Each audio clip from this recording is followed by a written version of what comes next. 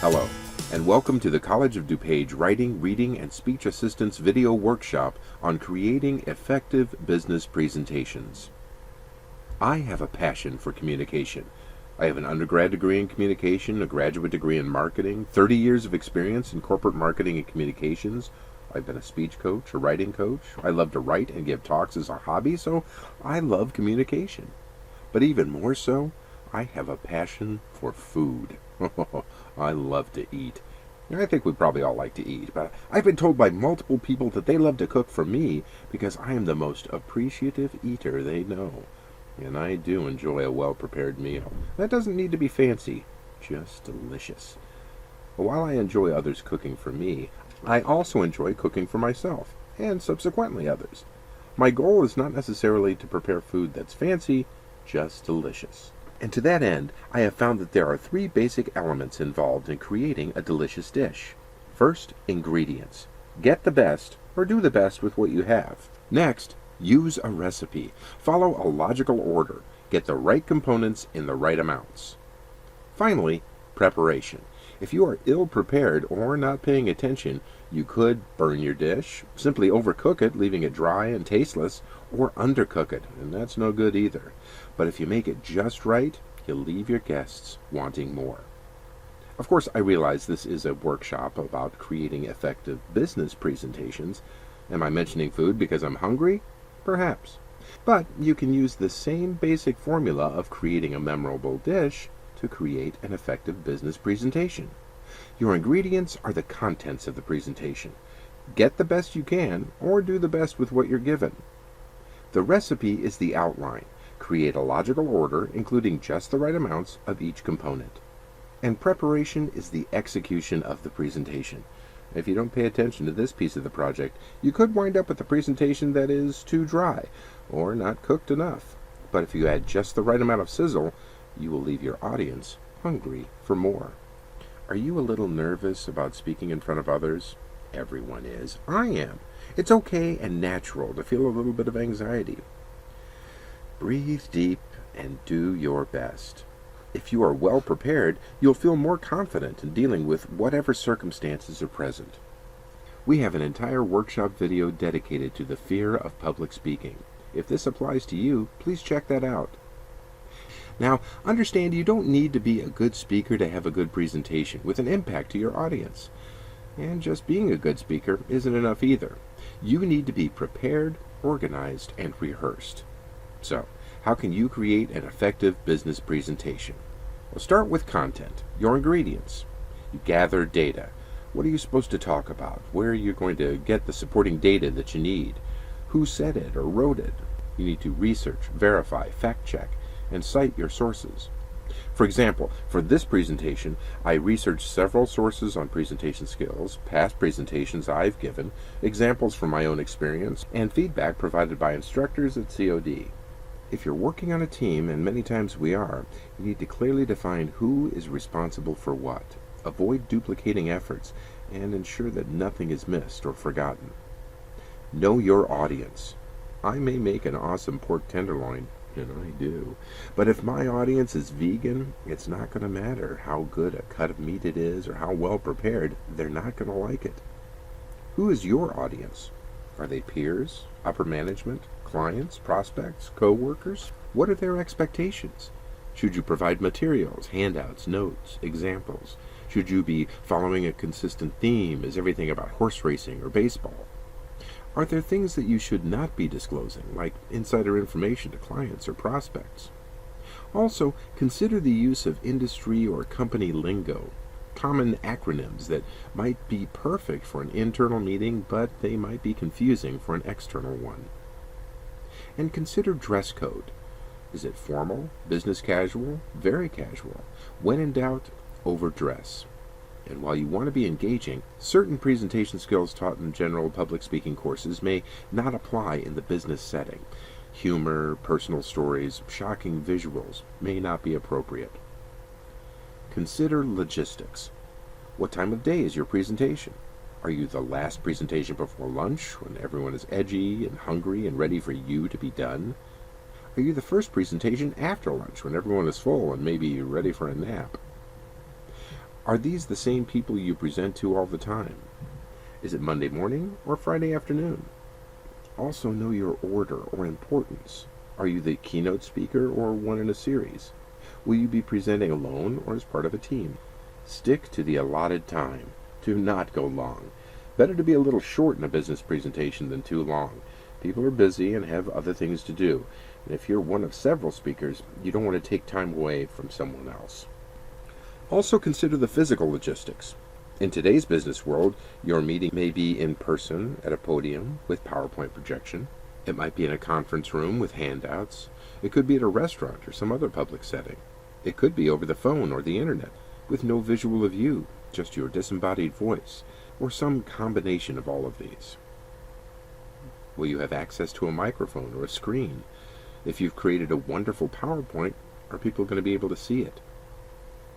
For this presentation, I knew it would be my voice over a PowerPoint video, and there would be no opportunity for interaction. Are there any cultural or international issues you need to be aware of? I've worked with teams where I'm based in Chicago, and they are in London and Mumbai, Japan and New York, even Ohio. You need to appreciate the time zone differences and the cultural customs of the various locations. And whenever possible, follow corporate standards if they exist. Use appropriate templates, colors, fonts, and logos. Consider all of your physical logistics as you prepare your presentation. But you also need to be prepared to cut to the chase. I was once in a meeting where I was allotted 30 minutes, so I prepared a 30-minute presentation. I planned out every section, rehearsed it so that I knew exactly how long each section would be. But when I got to the meeting, I was told that the group was running late, so I know they told me I'd have 30 minutes, but I only have 10 minutes. Go ahead. This is not a time to panic. It's a time to shine, because if you know your material, you hit the highlights, you skim certain sections, and you do so with confidence, leaving the audience informed and engaged. Have your elevator speech prepared. The elevator speech is that critical portion of your speech. It's a summary of key points that you need to get across. It's called an elevator speech because it's the version of a longer topic condensed to the time it takes to ride an elevator, usually 30 to 60 seconds. The outline is the recipe of your presentation. In my research, I found many components of an effective presentation which I have distilled down to the following 6 elements: purpose, format, data, conclusion, relevance, and summary. While there are many different and very good ways to prepare a presentation, I have found this formula to be very effective and used it to create this very presentation. And you can use this formula as you prepare your own presentations. I'll cover each item one by one. The purpose just means define the task. Describe what the original problem or task is and what you've been asked to do. I said, I'm here to talk about creating effective business presentations. Format means tell them what you're going to say. This is the outline or the agenda of the critical things that will be covered. I said content or ingredients, outline or recipe, and execution or preparation. This, by the way, is half of my elevator speech for this presentation, the most important things to get across. Data refers to an overview of your research. Spend only the amount of time here that you absolutely need. This is like saying you need flour and eggs and milk for your recipe. You don't need to go into the exact measurements of each, just keep it at a high level. I provided a brief background on my own experience and research. Conclusion is not like the conclusion or end of a paper. Rather, this is the setup. This is where you intend to lead the audience, what you want them to conclude or deduce based on your presentation, based on your research.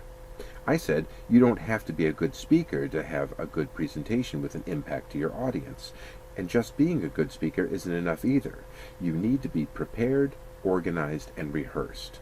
This is what I want you to conclude from this presentation. And this is the other half of my elevator speech. Relevance means why should the audience care? It includes your recommendations to the audience. This is the part of the presentation that your audience cares most about, and you want to try to spend most of your time here. In this presentation, it encompasses all of the examples and details of how to create effective business presentations. Summary means to wrap up the meeting. Summarize, repeat the critical points, list any action items, and indicate what happens next and who is responsible for doing it. Also, thank your audience. It's the polite thing to do. It's also good practice to provide a succinct message that wraps up your overall message. It's the last thing you will leave with your audience, so it should be the most important thing you want them to take away. Okay, you've done all the research, gathered your data, decided the best outline to follow, and determined how much of each of your ingredients to use. Here's where it all comes together. In the execution. Your script. Write everything out. Anyway, that's what I do. I write it all out verbatim. And then I break it down into bullet points, onto note cards, or onto paper. You can even use the notes section of your PowerPoint. And when you write it out, you want to make sure that it's easy to glance up and down and still quickly find your place. Some people use highlighters, some people use arrows or bold or whatever. Now, how is all of this going to come off seeming natural? Through practice. Rehearse. Rehearse, rehearse, rehearse. Practice out loud, not just in your head. Actually speak the words. Rehearse with the actual script. Try to use the same equipment and room in which you are going to present, if possible. Doing all of this will help to ease speaker anxiety. Record yourself. If you don't have a camera, you can come to the Learning Commons, to the Writing, Reading, and Speech Assistance area, and we can help you out there. But most people have a cell phone, and most cell phones have a video recording capability. Set it up and watch yourself.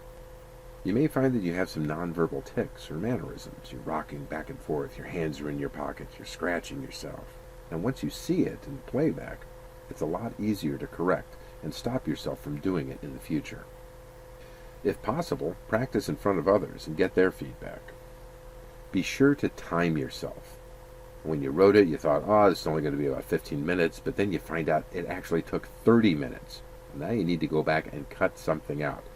That's why you rehearse, to find out how things are really going to play out and fix them. If you're working with a group, know all of the presentation, or at least be familiar with it. I was in a group presentation once, and on the day of the presentation, one person didn't show up. My point is, be prepared for the worst case scenario. What happens if a partner doesn't show up? What happens if technology fails you, the mic doesn't work, or your PowerPoint doesn't go on the screen? How are you still going to succeed? Try to think through all of the worst possible scenarios ahead of time so that you are prepared for anything. If you're standing behind a podium, try to get out from behind the bunker. Sometimes you can't because you need the microphone and it's there, but if you can get out and walk into the audience, it's a lot more interactive. Stand up if you're in a conference room. You command more presence when you're standing, and you have better control of your breathing. Also, be sure to make eye contact. Make eye contact with everyone in the room. And remember that the focus should be on you, not on the materials, not on the slides. You control the message. Now, don't read from the script verbatim, but don't be afraid to use it. Most times you won't need to memorize it. Also practice transition between speakers when you're working with others. Rehearse how to hand off easily by having a little transition like, and now my partner is going to go into more detail about this part of the presentation. Avoid vocal fillers. Vocal fillers are and like. Become aware of these by recording yourself and watching the playback. Once you see it, once you hear it, you'll get a feel for it coming on. And instead of saying or like, you just pause and take a breath. Substitute silence instead of filling that pause with a or an Adding silence can actually make the audience pay attention, listen more closely, and anticipate what you might say next. A little bit of well-placed silence can have a powerful impact on your presentation. Be sure and check out these other writing, reading, and speech assistance area workshop videos. They are an excellent resource for oral presentations with topics such as attention getters and clinchers, creating effective visual aids, fear of public speaking, and oral citations. And there's a lot more, and we're always adding to the list. So be sure to check out the website and check out these videos. So, to create an effective business presentation, just remember how to prepare a delicious dish. Get the right ingredients or content. Follow the recipe or outline, and prepare or execute with care. Make sure you gather all the pertinent research, create a logical outline to follow, and if you're on a team, ensure that everyone knows what they are responsible for. Be ready for surprises and the need to cut to the chase. And remember to rehearse. The best way to beat speaker anxiety is to be well prepared. If you use the right amount of sizzle, you'll leave the audience hungry for more. Thank you for watching. It's usually good to end and leave time for questions and answers to ensure that the audience fully understands what you've presented and giving them the opportunity to ask more. If they do ask a question, be sure to repeat the question so that everyone hears it. But remember, you don't need to answer everything. You can say, you know what, that's a good question. I'll need to do a little more research and get back to you with an answer. Remember, you control the presentation, including the Q&A. If it starts getting out of hand, just say, these are great questions. I'll follow up and maybe schedule another meeting. And if you have any questions, please visit us at the Writing, Reading, and Speech Assistance area in the Learning Commons at COD. Again, thank you.